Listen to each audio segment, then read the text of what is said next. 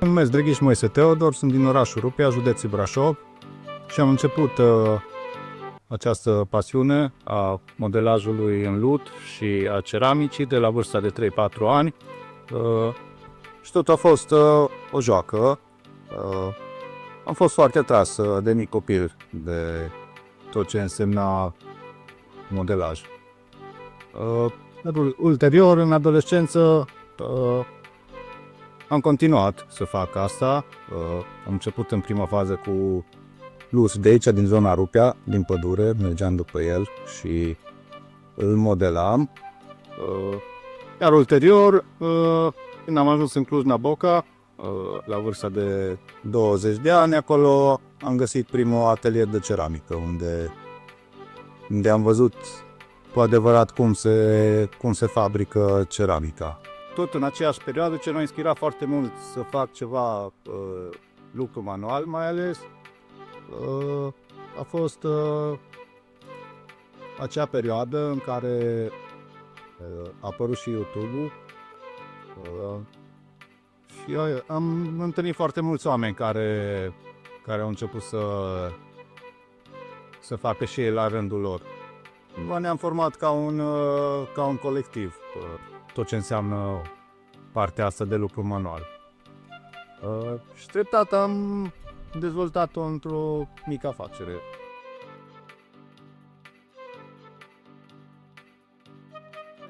Este partea de învățat.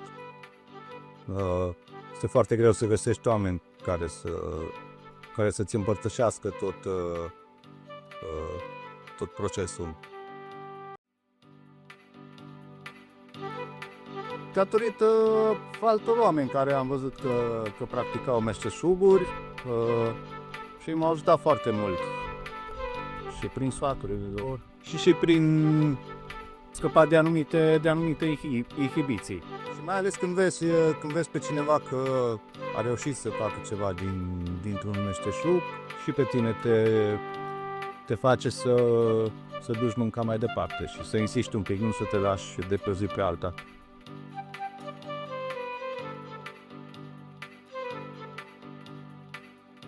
Am fost eu adolescent,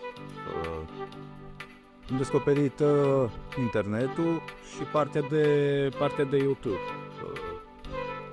care pentru mine atunci a fost ceva fantastic și de mare ajutor, pentru că, mai ales pentru partea de olărit, nu cunoșteam pe nimeni care să mă învețe olăritul și atunci am apelat la tutoriale de pe YouTube, unde am învățat ceramică de la toți olarii din lumea asta. Ca să pot deveni mai cunoscut, am apelat la Facebook, am deschis o pagină de Facebook, o parte din vânzări o fac și pe pagina de Facebook și până ai ocazia să dai de mai mulți clienți. Partea de digitalizare m-a ajutat foarte mult în tot ce înseamnă partea de promovare și de vânzări. Am o pagină personală de Facebook, Drăghiș Moise Teodor, unde de obicei postez diferite lucrări sau în diferite perioade ale anului, tot ce înseamnă Crăciun, Mărțișor. Aici mă ajută foarte mult că nu mai trebuie să ies în piețe, de exemplu, să scap de fric și taxe foarte mari la târguri, mai ales în acele perioade. Și atunci mă folosesc de online. De când am trecut pe partea digitală, am crescut foarte mult în tot ce înseamnă vânzări, de la 200-300 de obiecte care le vindeam la un târg, am ajuns să vând undeva la 1500-2000 de piese, mai ales în perioada mărțișorului. Când atunci se caută foarte mult în online mai nou decât în piețe. Mărțișoarelor s-a transformat foarte mulți în poștă. Și atunci clienții care caută ceva manual mai degrabă intră în. Și am observat că ajută foarte mult pentru oameni să și vadă procesul în care se obține un obiect de ceramică. Ar fi ceva, cum să vă zic eu, de impact. Chiar dacă ele au fost făcute în trecut și acum nu se mai fac. De exemplu, cum sunt aceste instrumente? Deci, se fabricau la începutul secolului XIX în Dobrogea și eu l-am readus la viață. L-am găsit într-un manual de olărit. Sunt un instrument din lut ars la 1000 de grade. Se poate folosi ca tambur. Este un alt instrument, zice udul dramos, e de origine africană. Aici au gaură de rezonanță. Avem aici un vas de irigat care se bage apă, pământul se pune până aici și se pun plantele de jur împrejurul lui. Lutul nears permite apa să treacă prin el și atunci plantele își cu rădăcina spre vas. Își iau câtă umiditate au nevoie.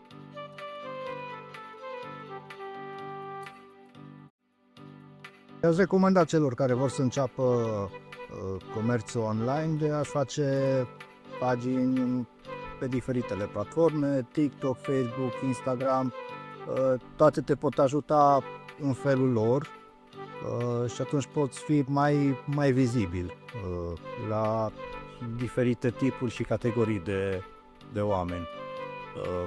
Chiar și pe partea asta de creație a clipurilor. Un exemplu, TikTok te poate ajuta foarte mult în privința asta, să-ți faci conținutul. Facebook-ul să fii mai vizibil la oameni și să ajungi la cât mai mulți followeri și prieteni. Am observat că oamenilor le place foarte mult să și vadă procesul de fabricație. Și eu am pus câteva tutoriale despre cum fabric produsele și am ajuns chiar să am și cursuri cu diferiți ceramiști care au fost interesați de așa ceva. Pentru mine cel mai ușor de folosit și de a ajunge la cât mai mulți oameni este pagina de Facebook, unde faci mult mai ușor urmăritori și prieteni față de alte pagini. Chiar și-aș recomanda să ai o singură pagină de Facebook și tot timpul să caute lucruri noi, inovative. Ai nevoie de constanță, adică nu poți astăzi să ai produse și poi mine să nu ai produse. Să tu trebuie să fie ceva constant. Că asta încerci să fac pe viitor. Trebuie să încerci să fii diferit, adică să fii în felul tău, nu să fii ca restul. Încerci să nu copiezi, pentru că la un moment dat totul devine suprasaturat. Și ceva ce este suprasaturat nu mai vinde sau îi scade valoarea. Vor să înceapă a face comerț online și să-și promoveze marfa, este să studieze piața, să vadă tendințele, ce se caută.